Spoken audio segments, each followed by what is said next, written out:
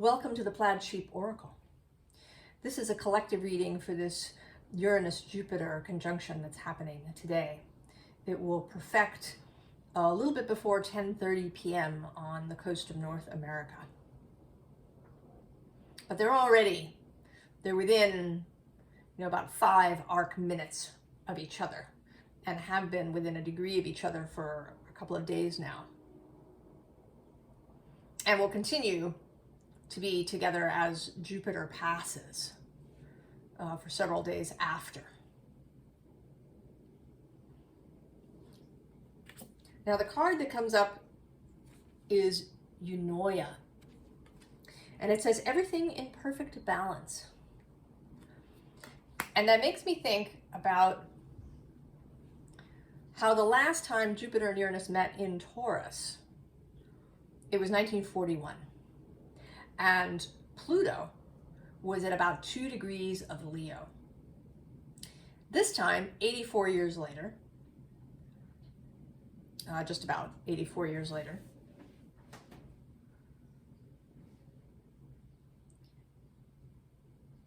it is Pluto at 2 degrees of Leo.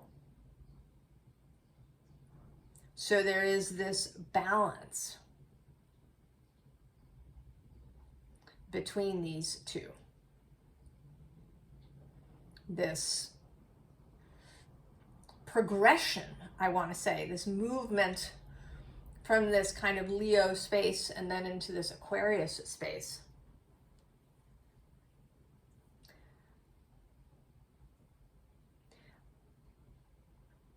I find it very comforting and interesting and fascinating, and to think about humanity's journey as having been the way that we intended. That we intended a kind of separation. Right? We all feel very separate now. That's right.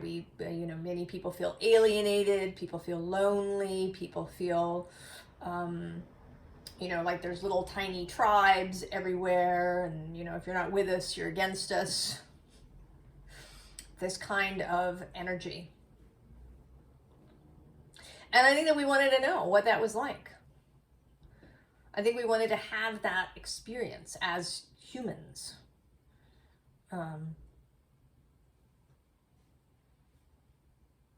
And now, that maybe it's going to start turning in the other direction. And I don't think that any of these things are instant.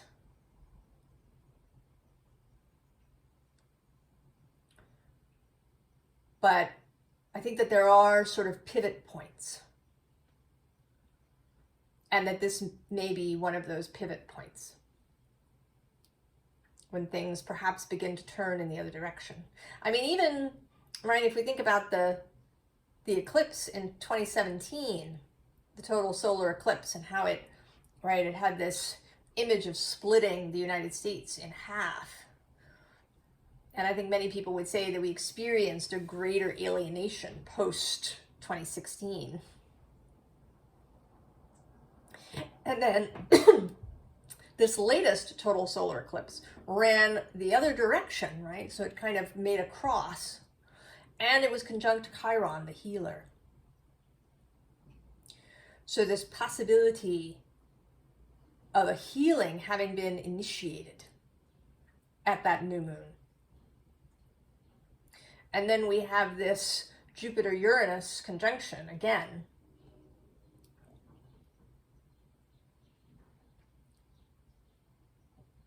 Happening, right? First of all, right, it was in World War II, which certainly was a pivotal moment. Many things that we experience now you could draw a direct line to events then.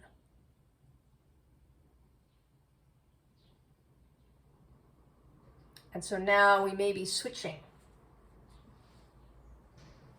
moving away from this kind of separateness that could be symbolized by Leo. Leo as a more as the individual, and then Aquarius more as the group. And for the, right, instead of Leo, where there might be a bunch of individuals all standing separately from one another, that in Aquarius one can have individuals who are together, that one can be oneself individual, that one can belong without having to fit in,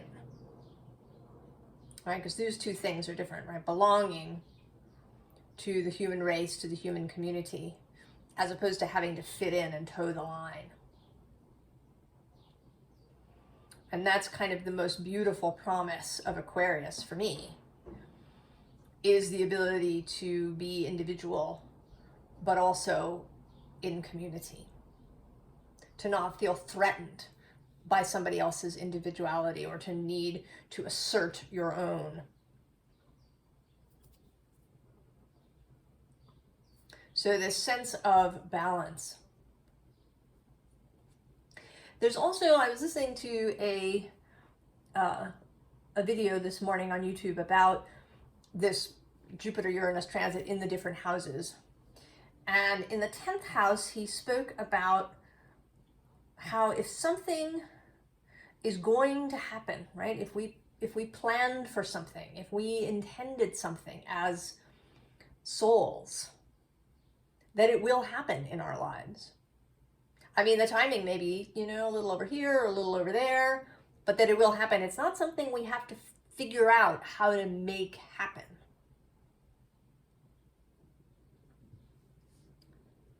And I think we can get caught up in that, right? Even if we believe that something is meant for us, we can get caught up in, well, what do I need to do? Do I need to move now? Right? We get caught up here, as in this 10 of combustion, all up in our heads. When what's really being invited is this star energy that's right below. So not even like reaching and trying to grasp the star or laboring to follow the star. That the star is there, the star will come to us. That if we can relax, right? I mean, she's got a star right there at her belly button. It is there, it is with us. The star is constant. We don't have to labor for it. Right? We want to allow it. And below that actually is the 9 of Pentacles. Oh, and I'm just seeing now the Wheel of Fortune. The turning of that which was planned and meant. Now the bottom of the deck is this Ace of Aether. This new idea, the new breath of fresh air. Moving through, right? Just like blowing through these cobwebs, through these machinations that we've gotten caught up in our head. Just blowing right through it. And that is, I think, the nature of both Uranus and Jupiter. Uranus is the electricity, the new idea, the revolution, the new sight. And then Jupiter is the way of, right, the philosophy. Jupiter is the philosopher king, our philosophy for living, what we believe, where our faith lies, how we find faith, how we seek understanding. And this is a change for all of that I think will be really felt in the body as it happens in Taurus, and will be seen in real physical outcomes for us. And then we have the Hanged Man, and this particular Hanged Man who has these two faces. like, right, the god Janus. The ability to see more than one thing. The ability to see both sides. The ability to have a nuanced view of things. I did Aquarius's reading. It hasn't posted yet. I was going to post it tomorrow, but I'll think about it. Might post it today. I don't know. And it was about no longer having a kind of this or that black and white thinking. The ability to see in more than one direction. And then the Empress, who is absolutely Jupiter here. Expansion, fecundity. She's prolific. She is balanced, as nature is.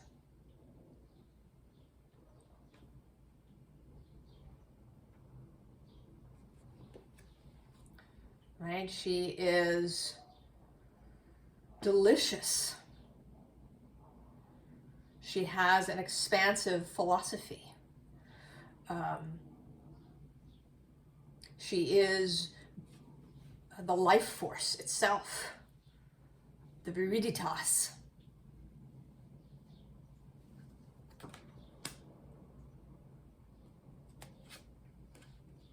And then Uranus showing up as the Tower. Lightning. And I was really noticing this balloon today. And the fact that whoever this is, right, if you decided to fly a balloon near this tower during a lightning storm, that is adventure. That is, you know, taking chances, taking risks, having faith that everything will be, right, that everything will turn out. And that because this tower is metal, right, the lightning isn't going to bring this tower down. It's going to light it up. So there is a sense of illumination, of fun. You know, the Eiffel Tower actually nowadays is lit up. There's a whole light show that happens in the evenings. And a couple of years ago, I was in Paris, and someone that I was there with became just, she fell in love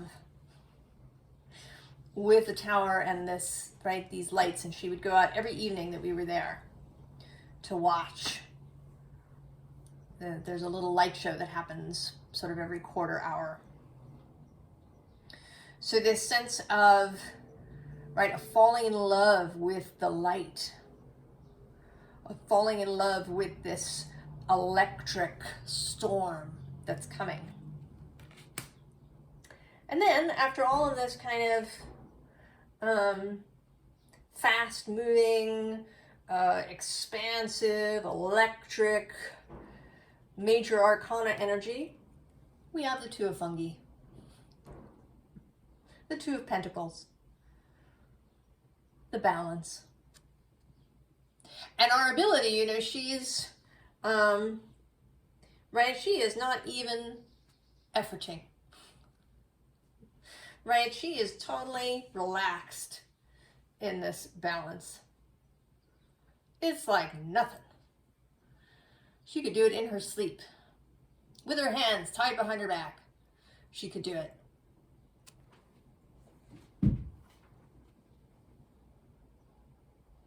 And she is at peace, and we can have that. Then we have many paths. And this today I saw these paths as coalescing, as coming together. And that may be both individually, you know, that we've done many things in our lives. And we're now beginning to see how all of those things have led us here, to this point now. And it may also be that paths are converging for all of us, that we're going to start coming together that the collective that is aware of these changes, that is open, right, to this star energy, that we are coming together. And I think in the physical world, the owl sits below that. The ability to see, the ability to turn your head 270 degrees around, like Janus, to see in many different directions, as well as in the dark.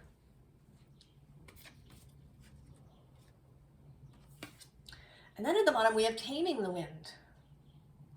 So, right, this energy is blowing through, and initially it may feel a little chaotic and out of control. There is that Uranus factor. So there may be something in your experience that feels a little out of control. I don't think it's going to be like mad or, you know, chaos. But it may seem a little overwhelming, a little something. But, right, this taming the wind is there at the base. It is possible for us to come back into a sense of cohesion, into a sense of understanding. That if our thoughts run away with us, that we can bring them back.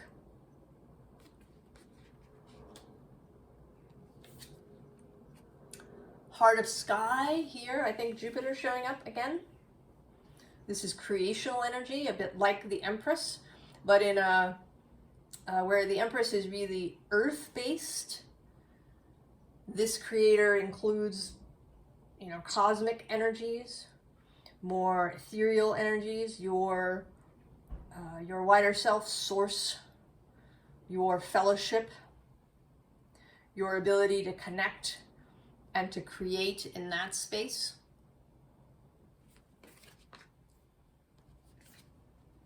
And then Uranus again, thunder. This fast-moving, thunderous, loud, exciting energy. Right? It would be exciting. You know, as long as you weren't like directly in the path.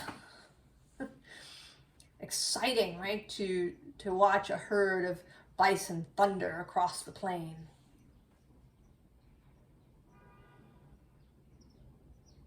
Right? There's an energy to that that's uplifting, life force happening right there. And then soul retrieval. Coming out of the chrysalis. Coming out knowing that it's a risk.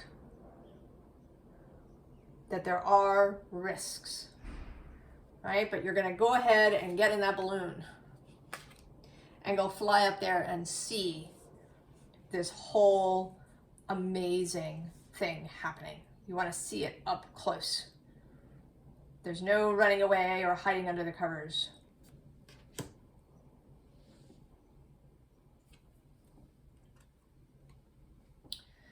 And with this Five of Swords, I want to say that you, or that we, are this figure. There's nothing to fear here. We are gaining understanding. We're getting that mental space under control, into balance. If previously the Five of Swords was all about kind of mental chaos and worry, or arguments with other people, perhaps, all of that is now coming to an end. We are standing firmly in our own understanding. And this is echoed first by the Hierophant, who stands right underneath. This is my Nanny McPhee card. Right? You can tap your walking stick. And then actually right below that is the stars repeating with star polish.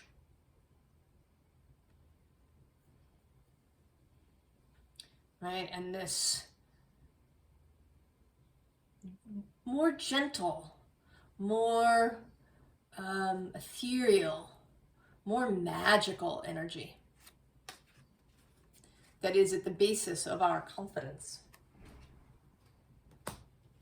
The bottom of the deck is the Ace of Pentacles and the new physical reality that we can bring into being, or that is in fact being brought into being.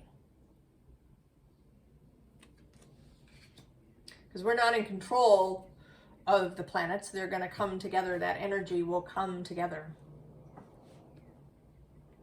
regardless of what we do. And we have ghost, right? This moving energy. And releasing ghosts, which are anything that haunts us.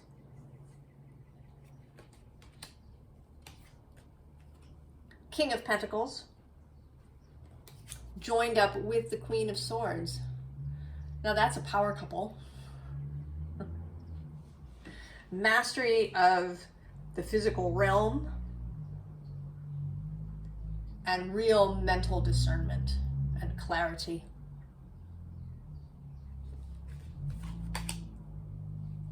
And then, because I needed to repeat, the Tower.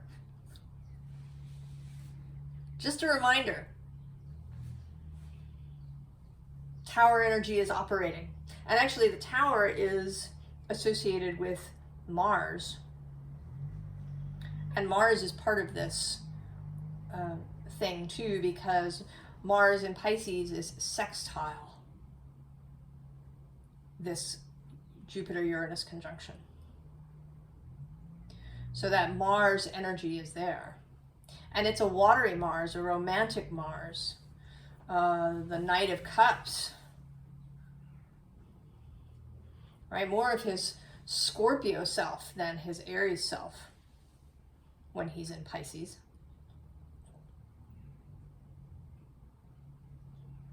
A magical Mars.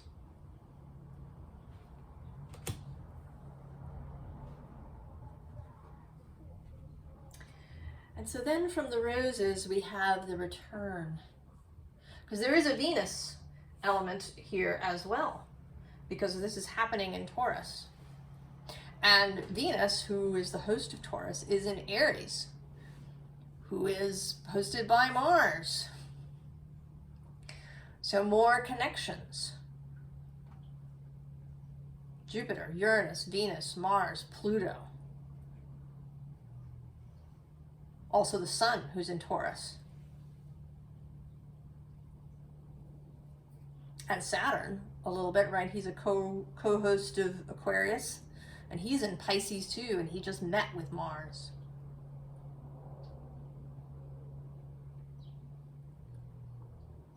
So there are, right, there's many moving parts, many influences. And so the Venus portion here, it says the return, a new story. You decide, alignment, it's coming together. Below that we have healing is happening. You're not broken, trust the process. It's safe to soften, right? To let it happen. To not be so controlling. And sometimes that can be absolutely terrifying. We're going to acknowledge that. But we can do it. Because the bottom is the wild rose. Do it your way. Embrace your uniqueness. Untamed. And then we have the rose of Venus. Alignment, flow, right relationship, harmony.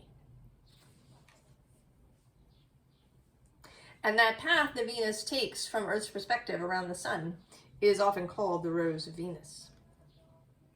So that is, right, another nod to these cosmic movements. And then lineage of the rose. Moved by the goddess, here for this, soul call, gather.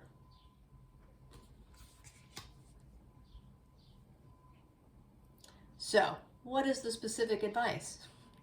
And I wasn't at all surprised to see that the Surrealist Tarot wanted to come out.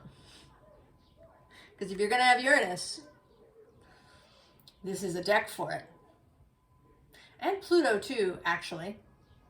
Right? There's this underworld, subconscious, unconscious thingy going on in surreal art. We have the Two of Wands, the call to adventure, the decision, right? The decision to get moving, to wake up. And below that is the Knight of Swords, to accept new information, especially fast moving, incoming information. There may be literal messages that we receive from places. We may see something or hear something or read something. We may get a phone call or a text that creates sudden change, things that are unexpected. And below that is the Wheel.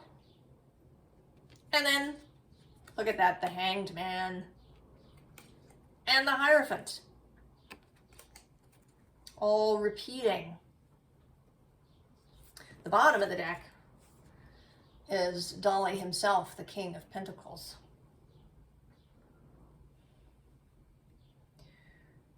Starting something new, right? Dolly is sort of synonymous with the Surrealist movement.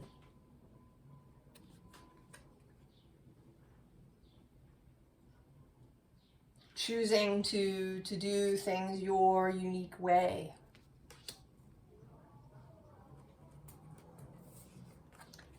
Then we have the Sun. I love this Sun card. Right? This beautiful fried sunny side up egg. And we do have the little child on this horse with a flaming mane.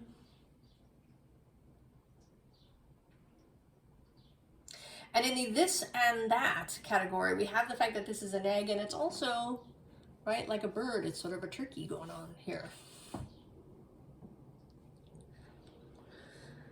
Seeing things, right? Having things illuminated in a way that they weren't before. And then the King of Swords. So we've had the King, Queen, and Knight of Swords. Lots of new air energy.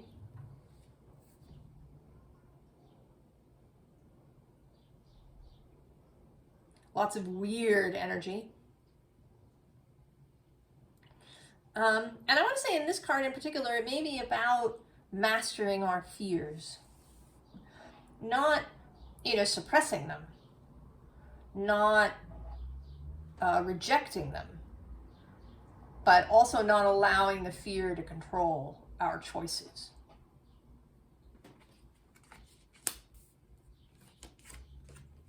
And then the world, stepping into the new world, choosing the new world. Being excited about this new world, about whatever this Ace of Pentacles will be for you and for us.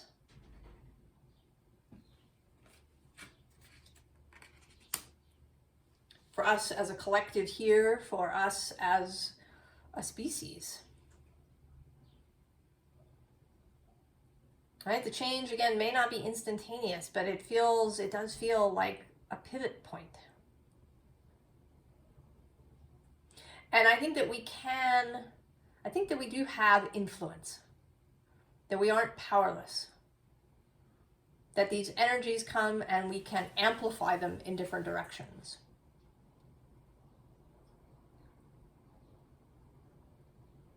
So we can amplify them towards a more expansive, more balanced, more beautiful vision of what life could be. I'm really excited.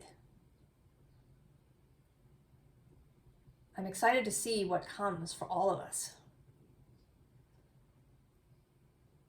I think that some amazing things may happen for us. Really unexpected things. And that our job is to stay in that energy. I wish you all the very, very best, and I will see you next time. So long.